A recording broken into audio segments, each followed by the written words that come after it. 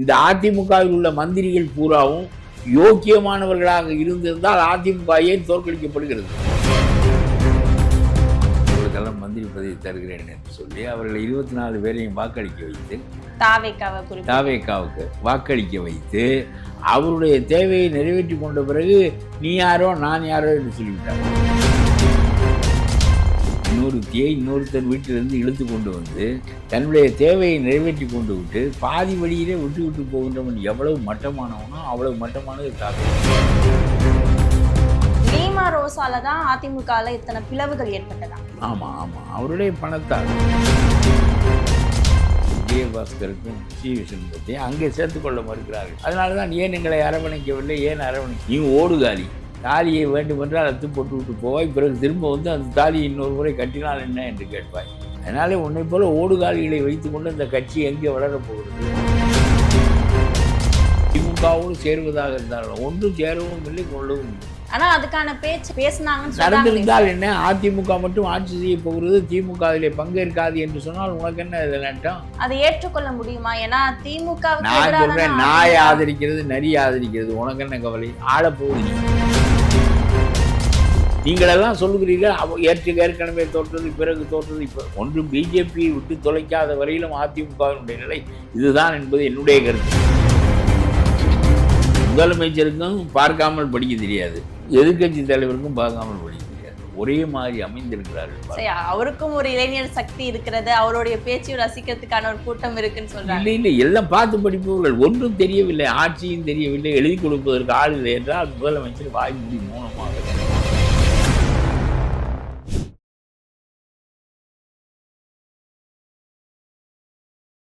C7 voice நேயர்களுக்கு வணக்கம். இன்றைய நேர்காணலில் நம்மோடு இணைந்திருக்கிறார் தமிழ்நாடு தன்னுரிமை கழகத்தின் தலைவர் திரு பழக்கருப்பையா அவர்கள். வணக்கம் சார். சார், தேர்தலுக்கு முன்னாடி இருந்த அரசியல் களம் வேற, தேர்தலுக்கு பிறகு தமிழ்நாட்டு அரசியல் களம் முழுமையாவே மாறி இருக்கு. அது மட்டும் இல்லாம அதிமுக மேல நிறைய விமர்சனங்கள் முன்வைக்கப்படுது. 3வது இடத்திற்கு தள்ளப்பட்டிருக்கு அதிமுக, இதற்கு பிறகு அதிமுகவுடைய நிலைமை என்ன அப்படின்னு நிறைய விமர்சனங்கள் முன் வச்சுட்டு வராங்க. நீங்க இதை எப்படி பாக்குறீங்க சார்? எத்தனையோ தடவை 3வது இடத்திற்கு தள்ளப்பட்ட திமுக முதலிடத்திற்கு வந்திருக்கிறது.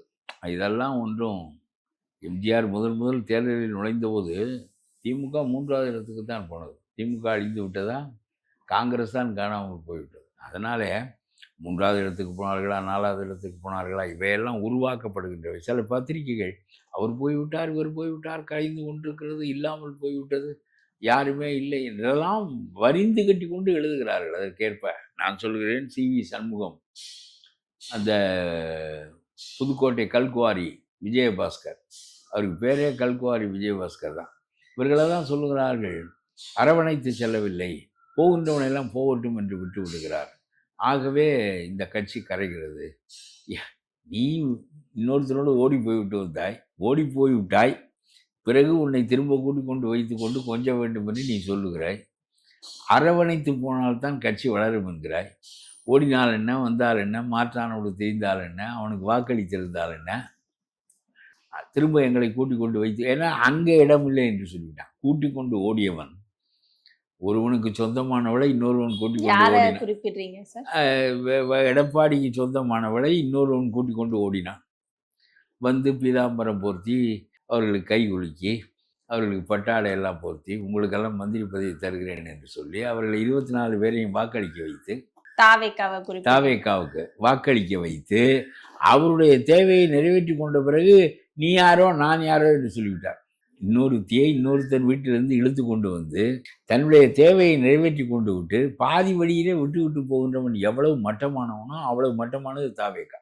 உலகத்தில் யாரும் இந்த நம்பிக்கை துரோகத்தை செய்ய மாட்டார்கள். முதலில் இன்னொருத்தன் பொம்பளையை கூட்டிக் கொண்டு வருவதே குற்றம், கூட்டிக் கொண்டு வந்தவளை நடுத்தரில் விட்டு போவது அதை விட அசிங்கம். இந்த கேவலமான செயலை இந்த தாவேக்கா செய்தது. தங்களுடைய பெரும்பான்மை மெய்ப்பித்துக் கொள்வதற்கு போதுமான வாக்கு ஆதரவு வேண்டும் என்பதற்காக இவர்களுக்கு மந்திரி பதவி தருகிறேன், அது தருகிறேன், இது தருகிறேன் சொல்லி இந்த பக்கம் லாட்ரி மருமகன், அந்த பக்கம் லாட்ரி மாமியார் லீமா ரோஸ், அவர்தான் இந்த ஆடு மாடுகளை எல்லாம் மேய்ப்பதற்கு வேண்டிய பணத்தை செலவழிக்கிறார். லீமா ரோசால தான் அதிமுகல இத்தனை பிளவுகள் ஏற்பட்டதா? ஆமா அவருடைய பணத்தால். அவரால் என்று இல்லை, அவர் எப்பொழுதும் அதிகாரத்திற்கு மருமகன் அங்கே, மாமியார் இங்கே, இவர்கள் 2 பேரும் சேர்ந்து அதிமுகவை உடைத்து பணம் கொடுத்து ஆள்களை திரட்டி அங்கு கொண்டு வந்து வாக்களிக்க வைத்தார்கள். ஆனா வாக்களித்த போது அவர்கள் இதற்கு காரணம் வேறு சொன்னார்கள் சட்டமன்றத்தில். சரி போனாயே, அங்கே இருந்தாயா, உனக்கு வேண்டியதை தந்தார்களா, திரும்ப விரட்டி விட்டு விட்டார். திரும்ப பழைய புருஷனிடம் வந்து கண்ணீர் விடுகிறார். சரி ஒரு 21 பேரை அவர் போனால் போகட்டும் என்று சேர்த்து கொண்டு விட்டார். மீதி 4 பேர் ராஜினாமா செய்து விட்டு போய்விட்டான். இந்த 2 பேரையும் சேர்க்க மாட்டேன் என்கிறார். சி.வி. சண்முகத்தையும் விஜயபாஸ்கரை. ரொம்ப கேவலமான மனிதர்கள் இவர்கள். மறுபடியும் வந்து கட்சிக்குள்ளே இந்த வேலையை தான் செய்வார்கள் என்று இவருக்கு அங்கே போக்கிடமில்லை. விஜயபாஸ்கருக்கும் சி.வி. சண்முகத்தையும் அங்கே சேர்த்துக்கொள்ள மறுக்கிறார்கள். அதனால தான் ஏன் எங்களை அரவணைக்கவில்லை, ஏன் நீ ஓடுகாலி, தாலியை வேண்டுமென்றால் அத்து போட்டு விட்டு போவாய், பிறகு திரும்ப வந்து அந்த தாலியை இன்னொரு முறை கட்டினால் என்ன என்று கேட்பாய். அதனால உன்னை போல ஓடுகாலிகளை வைத்துக்கொண்டு இந்த கட்சி எங்கே வளரப் போகிறது? உங்களால் தானே இந்த கட்சி இந்த தாழ்ந்த பேச்சுக்கு உள்ளானது. தாழ்ந்துகிறதா இல்லையா, தேய்கிறதா இல்லையா என்பதெல்லாம் வேறு. இந்த பேச்சுக்கள் ஏற்பட்டதற்கு காரணமே நீங்கள் தானே. எதற்காக இரட்டையில் நின்று வெற்றி பெற்றீர்கள்? அதிமுக இடத்தில் நின்று வெற்றி பெற்றீர்கள். பிறகு என்னத்துக்கு? அதுக்கு காரணம் இவர்கள் சொல்லிக் கொள்கிறார்கள். திமுகவோடு சேருவதாக இருந்தாலும் ஒன்றும் சேரவும் இல்லை, கொள்ளவும் இல்லை. ஆனா அதுக்கான பேச்சு பேசினாங்கன்னு நடந்திருந்தால் என்ன? அதிமுக மட்டும் ஆட்சி செய்ய போகிறது, திமுக அதிலே பங்கேற்காது என்று சொன்னால் உனக்கு என்ன இதில் நட்டம்? அதை ஏற்றுக்கொள்ள முடியுமா? ஏன்னா திமுக நான் சொல்றேன், நாய் ஆதரிக்கிறது நரி ஆதரிக்கிறது, உனக்கு என்ன கவலை? ஆளப்போகுது நீ. உன்னுடைய திட்டங்கள், உன்னுடைய கொள்கைகள், உன்னுடைய கருத்துக்கள், இதன்படி நீ ஆளப்போகிறாய். எவன் ஆளுகிறான், எவன் ஆதரிக்கிறான் என்பதை பற்றி உனக்கு என்ன கவலை? அவன் தேவைக்கு ஆதரிக்கிறான். நாம் நம்முடைய கொள்கைகளை நிறைவேற்றி ஒரு 2 ஆண்டுகள் மிகச் சிறப்பாக ஆண்டால் மீண்டும் அதிமுக முழுமையடையுமா அடையாதா? இந்த முட்டாள்கள் பதில் சொல்லட்டுமே. அரவணையுங்கள் என்ற ஓடுகாலிகள் இருக்கிறார்கள். இந்த ஓடுகாலிகள் பதில் சொல்லட்டுமே. ஆனா திமுக மீது வைக்கிற விமர்சனத்தை வந்து அவங்க மாற்றி சொல்ல முடியாதுல்ல சார்? இல்ல, நான்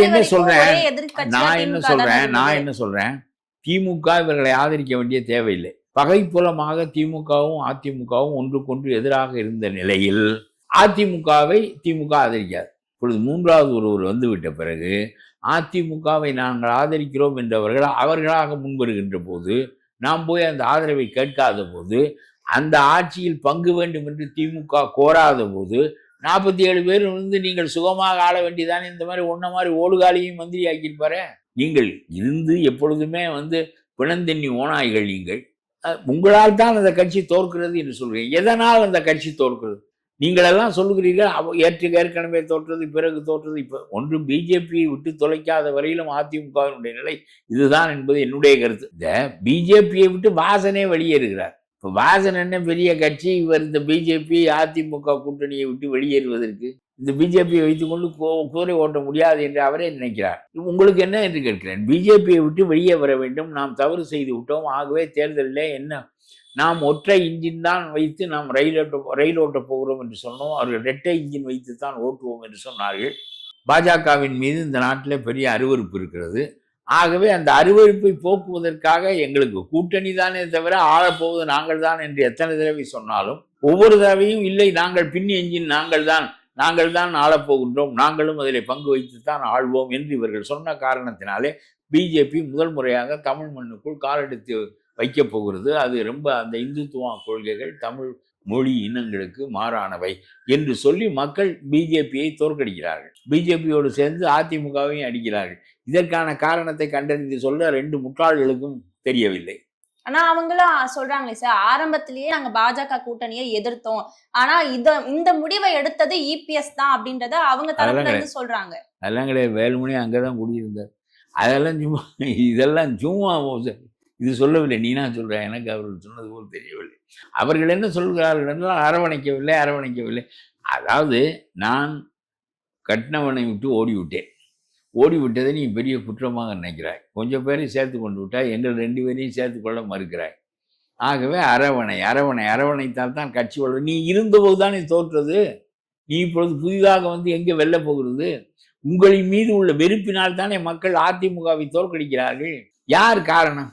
இந்த அதிமுகவில் உள்ள மந்திரிகள் பூராவும் யோக்கியமானவர்களாக இருந்திருந்தால் அதிமுக ஏன் தோற்கடிக்கப்படுகிறது? நீங்கள் தானே அதில் பெரும்பங்கு வைக்கிறீர்கள். சி.வி. சண்முகம், அந்த புதுக்கோட்டை கல்குவாரி, அந்த ஆள் அடித்து வைத்திருக்கிற பணத்துக்கு ஒரு கணக்கே கிடையாது. புதுக்கோட்டை மகாராஜாவுக்கு மேலே பெரிய மகாராஜாவாக அவர் தானே இருக்கிறார். அப்புறம் என்ன, நீ எங்களை சேர்த்துக்கொள், அரவணை, நீ ஓடுவாய், விருப்பம் என்றால் ஓடுவாய், அவனோடு 10 நாளைக்கு இருப்பாய், குடும்பம் நடத்துவாய், பிறகு திரும்ப வந்த பிறகு பழைய தாலியை கட்டச் சொல்வாய். இதற்கு நீ என்று கேட்கிறேன் நான். 2வது, கருத்துப்பூர்வமாக பேச வேண்டும். பிஜேபியோடு சேர்ந்தது நயமா நயமில்லையா? நாம் ஏன் 3வது இடத்திற்கு போனோம்? 3வது இடத்திற்கு போனதற்கு திமுகவுக்கும் அதிமுகவுக்கும் ஒரு செய்தி தெரியவில்லை என்று நான் சொல்லுகிறேன். என்னது சார்? திரும்ப திரும்ப திமுக எத்தனை தடவை புலனாய்வு குழுக்கள் போட்டாலும் அவர்கள் இந்த இன்ஸ்டாகிராம் மற்றவற்றில் பெரிய அளவுக்கு 3 கோடி பேருக்கு செய்தியை போகும்படி செய்து இடையறாமல் விசில் என்று சொல்லி விஜய் என்று சொல்லி அவர்கள் வெற்றி பெற்று விட்டார்கள் என்று சொல்லி திமுக சொல்லுகிறது.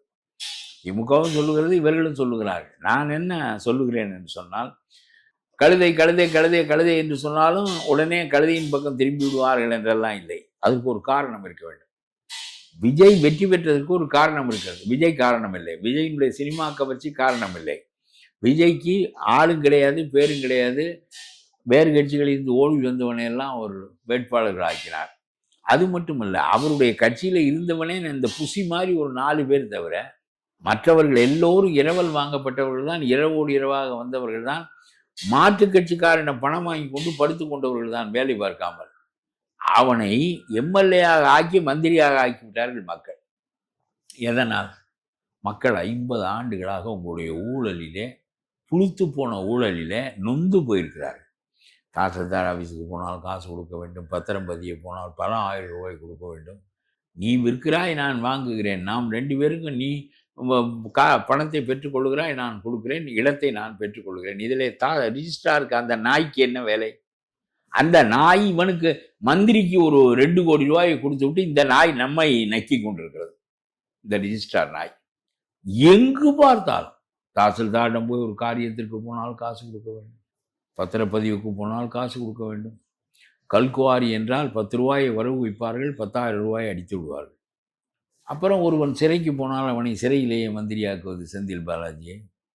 KN நேருவின் மீது 1800 கோடி ரூபாய்க்கு ஊழல் வழக்கு இருக்கிறது என்றால் பதிவு செய்ய மறுப்பது. அதிகாரம் உன் கையில் இருந்தால் என் கட்சிக்காரன் எல்லாம் அதிகாரத்துக்கு அப்பாற்பட்டவர் என்கின்ற நிலையை நீ ஏற்படுத்தினால் ஆட்சியை உன்னை விட்டு பிடுங்கி விட்டான். இப்பொழுது உன்னிடம் அதிகாரம் இல்லையே. நீ நேருவை காப்பாற்றினாய், செந்தில் பாலாஜியை சிறையில் வைத்து மந்திரியாக்கினாய். இப்பொழுது அந்த அதிகார பல் பிடுங்கப்பட்டு விட்டது. எதை வைத்து கடிப்பாய்? மறுபடியும் அவங்க மேல வழக்கு தொடரப்பட்டிருக்கு. தாவிக ஆட்சியில தொடரப்படுமா இல்லையா? நான் சொல்லுகிறேன், என்னில் 144 பேர் இல்லை, எவன் யோக்கியமாக நடந்து கொள்கிறானோ அவனை மந்திரியாக வைத்துக் கொள்கிறேன். நாம் மக்களுக்கு துன்பம் இல்லாமல் ஆண்டால் நெடுங்காலம் ஆளலாம் என்ற அறிவு உங்களுக்கு இல்லையே. 50 ஆண்டுகளாக சுரண்டி இருக்கிறீர்கள். திரும்ப திரும்ப சுரண்டி விட்டு புலனாய்வு குழு போட்டு பிறகு இளைஞர்களுக்கு வாய்ப்பு கொடுத்தால், இளைஞர்கள் என்பதல்ல, புதிய நிலைப்பாடு வேண்டும். உங்களுடைய உதயநிதி இளைஞர் தானே. இப்பொழுது அவர் அது முதலமைச்சருக்கும் பார்க்காமல் படிக்க தெரியாது, எதிர்கட்சி தலைவருக்கும் பார்க்காமல் படிக்க தெரியாது. ஒரு கருத்தை முதலமைச்சருக்கும் சொல்ல தெரியாது, எதிர்கட்சி தலைவருக்கும் சொல்ல. ஒரே மாதிரி அமைந்திருக்கிறார்கள். அவருக்கும் ஒரு இளைஞர் சக்தி இருக்கிறது, அவருடைய பேச்சையும் ரசிக்கிறதுக்கான ஒரு கூட்டம் இருக்குன்னு சொல்றாங்க. இல்லை, எல்லாம் பார்த்து படிப்பவர்கள். ஒன்றும் தெரியவில்லை, ஆட்சியும் தெரியவில்லை, எழுதி கொடுப்பதற்கு ஆள் இல்லை என்றால் முதலமைச்சர் வாய் மூடி மௌனமாக இருக்கிறார். எதிர்கட்சி தலைவருக்கும் அதான் நிலைமை. எழுதி வாங்கி கொண்டு வந்து படிப்பதற்கு எதுக்கு? நீங்கள் தகுதி உள்ளவர்களை முன்னுக்கு வர விடுங்கள் என்று நான் சொல்லுகிறேன். அவர் இந்த லாட்டரிக்காரனை பக்கத்தில் வைத்துக்கொண்டு நாட்டை நல்ல தொழில் செய்தவன் இல்லை. நான் என்ன சொல்லுகிறேன் என்றால், கள்ளச்சாராயம் இருக்கிறவன், லாட்டரி சீட்டு இருக்கிறவன், இவனையெல்லாம் எதற்கு அதிகாரத்தில் வைத்துக் கொள்ள வேண்டும்? அவனுக்கெல்லாம் பணம் சம்பாதிப்பது ஒன்றுதான் குறிக்கோளே தவிர எப்படி சம்பாதிப்பது என்பதை பற்றி அவர்கள் சிந்திக்கிறவர்கள் இல்லை. அவர்களெல்லாம் 2வது இடத்தில் வைத்திருக்கிறார். அவனுடைய ஆட்சி தான் நடக்கிறது என்று மக்கள் சொல்லுகிறார்கள். நீங்க சொன்ன மாதிரி திமுக மேல ஒரு வெறுப்பு இருந்திருக்கு. இல்ல, திமுகவினுடைய வெறுப்புக்கு அடிப்படை காரணம் திமுக காலத்துக்கு புரிந்து கொள்ள போவதில்லை. அதனாலே இந்த மாற்றங்கள் மீண்டும் திமுகவால் வரும் என்று நான் நம்பவில்லை. ஆனா வாய்ப்பு அதிமுகவுக்கு இருந்தது தானே சார்? திமுக மேல ஒரு வெறுப்பு இருக்கு, மாற்றம். நான் சொல்றேன், திமுக மேல் உள்ள வெறுப்பு அதிமுக ஆட்சிக்கு வருவதற்கும், அதிமுக மேல் உள்ள வெறுப்பு திமுக ஆட்சிக்கு வருவதற்கும் காரணமாக இருந்தது. இவர்கள் 2 பேரும் மாறி மாறி இவர்களை தவிர வேறு ஆள் இல்லை என்கின்ற போது மக்களும் வேறு வழி இல்லாமல் ஒரு முறை லேசாக முண்டினார் வைகோ. 3வது சக்தியாக வளர்ப்போமா என்று நினைத்து பிறகு ஒரு புண்ணியம் இல்லை என்று சொல்லி கைவிட்டு விட்டார்கள். பிறகு மண்டையை தூக்கினார் நம்முடைய விஜயகாந்த். அவருக்கும் கொஞ்ச காலம் லேசாக போட்டு பார்த்து இது ஒன்றும் தேராது என்று விட்டு விட்டார்கள். 234 இடங்களுக்கும் ஆள் நிறுத்தக்கூடிய வல்லமையோடு வந்த ஒரே ஒரு ஆள் விஜய். இவருக்கு வேற தகுதி கிடையாது. இவர் அறிவோடு ஆட்சி நடத்துவாரா? இவருக்கு அரசியல் என்றால் என்ன என்று தெரியுமா? அதிகாரத்தின் தன்மை புரியுமா என்பதெல்லாம் இப்பொழுது கேள்வி இல்லை. இந்த ரெண்டும் ஓயட்டும். முதலிலே பத்திரப்பதிவு அலுவலகத்துக்கு பணம் இல்லாமல் போக வேண்டும். வாங்குகின்றவனுக்கு இடையே தான் பண பரிமாற்றமே தவிர ரிஜிஸ்ட்ராருக்கு நமக்கு இருக்கக்கூடாது. இது மாதிரியான எல்லாவற்றிலும் மக்கள் நொந்து போய் இந்த நாடு ஒரு இறப்பு சான்றிதழ் வாங்க வேண்டுமென்றால் ஒரு 50 ரூபாய் கொடுக்க வேண்டும். இல்லாவிட்டால் நீ இறக்காதவனாகவே இருக்க நேரிடும்.